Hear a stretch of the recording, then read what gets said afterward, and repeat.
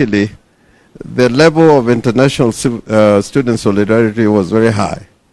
Babu Owino, the entire leadership of the student movement from wherever you come from, comrade power. Comrade power. I didn't know there was this meeting going on, but I'm glad that I came when the meeting was going on. Babu, if the qualification of a student leader, the following, which you have mentioned, I've been imprisoned, so I qualify on that basis. I've gone to exile, so I qualify on that basis, and I've been beaten many times. I have not died. And there's an American who used to say, when you're fighting a war, you don't die for your country. You make the other person die for his country. Because if you die, there will be nobody fighting. But I just wanted to say one or two things. When I was at the university, luckily, the level of international student solidarity was very high. We had solidarity with Dar es Salaam University Students Organization, the Guild at Makerere, and there used to be a movement based in Prague, the International Union of Students.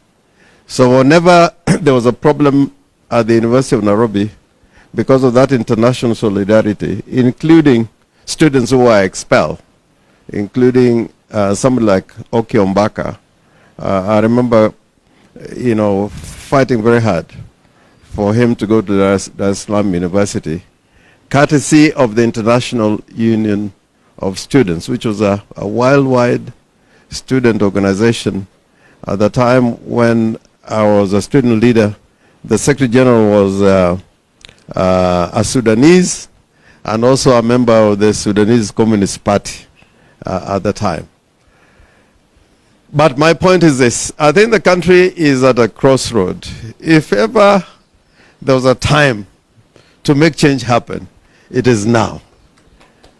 It is now.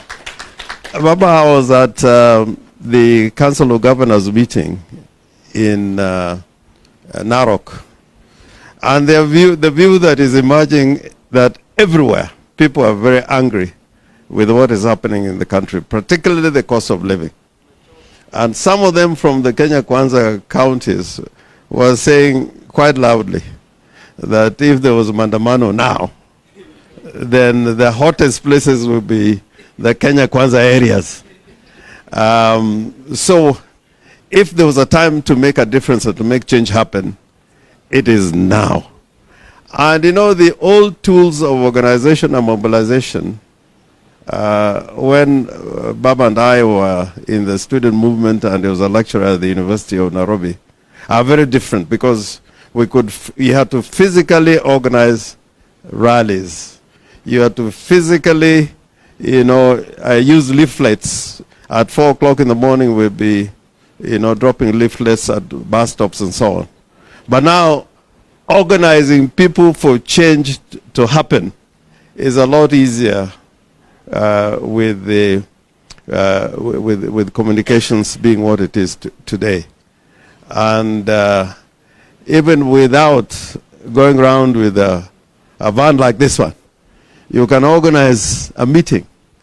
What happened in Cairo that brought down Mubarak was something which was not organized through rallies, but through the internet, and suddenly, Cairo was full of activity and demonstrations. So I want to urge you, looking at the past, the stopping the war in Vietnam, in America, was students. Bringing changes in Europe, there was a time when in Europe, the student movement was very strong, and a lot of changes happened. Even here in this country, at least at the time we are at the university, I think a lot of changes came when we were fighting out there in the streets. So I think it is your time. And it's not only your time, it's your time when you have a great leader in Raila Amolo Odinga. So don't watch from the sidelines.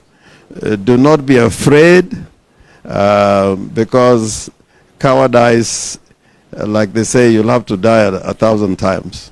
But if you're able and prepared to face the dictator, I think this is the time to do it. So how we organize, I think that's why we are talking.